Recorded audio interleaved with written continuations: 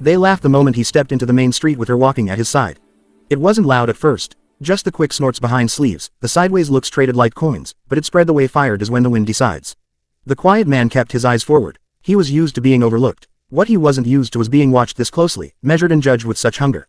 And beside him, the mountain woman walked as if the sound meant nothing at all. She wore the land on her the way others wore fine coats. Her boots were scarred by stone and ice, her hair dark and unbound, catching the light like a bird's wing. People said she was bought, as if a life could be reduced to a receipt. They said he was foolish, or desperate, or both. They said she was wild, which in this town meant unfit, untrained by manners, unsoftened by approval. None of it slowed her steps. He remembered the first time he'd seen her, weeks earlier, high up where the road thinned into a trail. Snow had been falling sideways, and he'd been sure he'd misread the map. Then she appeared out of the white like a thought made solid, guiding a mule with calm patience. She hadn't asked who he was or why he'd come. She'd just shown him where to stand so the wind wouldn't cut him in half, had shared a cup of bitter tea, and pointed him home. That was the kind of strength he understood, quiet, precise, generous without being fragile. Now the town leaned in to see her fail. A butcher wiped his hands and smirked. A pair of young men nudged each other, daring a laugh. Someone called out a question meant to bruise, and the sound landed at her feet like a thrown stone. She paused then, not because she was afraid, but because she chose to. She turned her head just enough to meet the crowd's eyes, one by one, steady as a compass needle. The laughter thinned. It's hard to mock someone who doesn't hurry past your cruelty. He felt her presence before he felt her touch. When she set her hand on his arm, it wasn't possessive or showy. It was grounding, as if she were saying, "Stand here, you're fine." The contact carried a certainty that traveled through him and settled his shoulders. The town noticed that, too. The way he didn't flinch. The way she didn't cling. It unsettled them, because it didn't fit the story they were telling themselves. They whispered about bargains and bargains gone wrong. About storms she must have survived and tempers she must have taught. They imagined danger because they didn't recognize discipline when it arrived wearing a different face. To them, wild meant uncontrolled. To her, it meant honest. As they passed the general store, a crate toppled with a crack, spilling nails across the dust. A small thing, easily ignored. She knelt without thinking, gathering the scattered metal with quick efficiency. A child darted forward to help, and she smiled, not wide, not bright, but real. The child mirrored it, and the moment cut a clean line through the tension. A few people looked away, uncomfortable with the sudden reminder that competence and kindness often share the same hands. The shopkeeper muttered a thanks she pretended not to hear. She stood, dusted her palms, and resumed her pace. The man beside her felt the shift like a change in weather. The town's laughter hadn't vanished, but it had lost its edge. Curiosity had crept in where certainty used to sit. By the time they reached the far end of the street, the mockery had thinned to murmurs. He hadn't spoken a word. He didn't need to. She had carried herself like someone who belonged to herself first, and by doing so, had quietly claimed the space around them. The town would decide what to do with that later. For now, they watched as the pair walked on, one steady, one fierce, both unmoved, leaving behind a trail of questions where jokes had been. By dusk, the town's curiosity had sharpened into a test. Lanterns flickered on as people gathered near the old gate at the edge of the square, the one that never quite held, its hinges complaining every time the wind pushed hard enough. The men argued about it the way they always did, voices overlapping, plans colliding. Someone fetched tools, someone else dismissed them. It was familiar chaos, worn smooth by habit. And then she stepped into it. She didn't announce herself. She simply moved closer, eyes tracing the gate's sag like a reader finding a sentence break. He felt the subtle pull as she eased from his side, not away from him but toward the work, and he let her go. A few heads turned, a few brows lifted. The laughter didn't return. This wasn't funny anymore, but skepticism lingered, coiled and ready. She crouched, fingers testing the hinge pin, listening with her hands.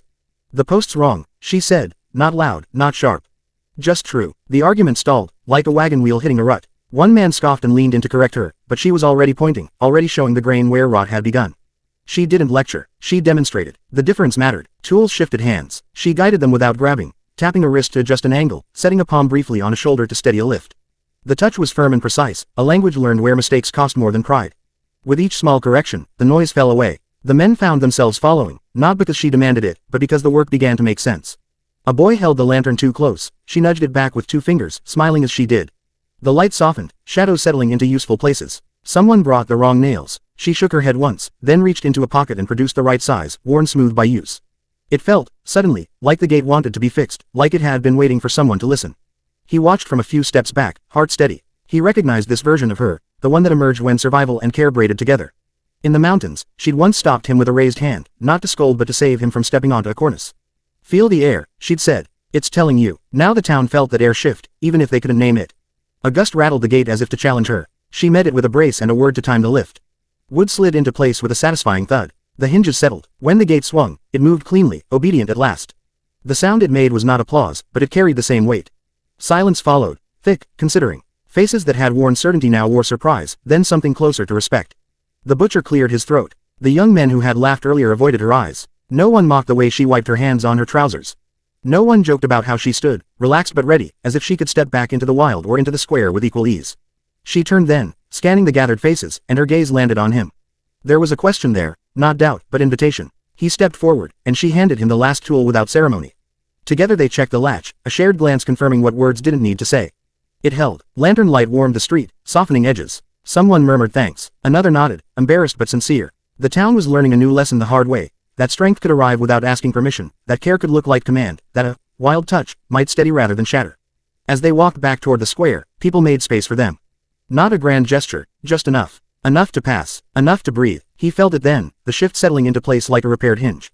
Whatever story the town had been telling itself, it would have to change. And she, unbothered by the need for approval, simply returned to his side, her hand brushing his once, grounding, sure, before letting go. The morning after the gate was fixed, the town woke differently. It wasn't louder or quieter, just altered, like a room after furniture has been moved and everyone pretends not to notice.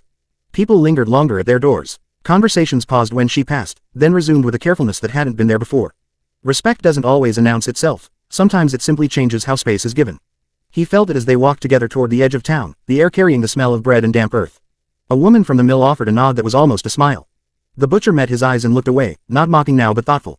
Even the children, bold in their honesty, watched her with a kind of awe, as if measuring themselves against a future they hadn't considered. The test came uninvited, as tests often do. A horse slipped near the creek crossing, spooked by the slick stones. Shouts rose, a rope tangled, and panic flared quick and bright.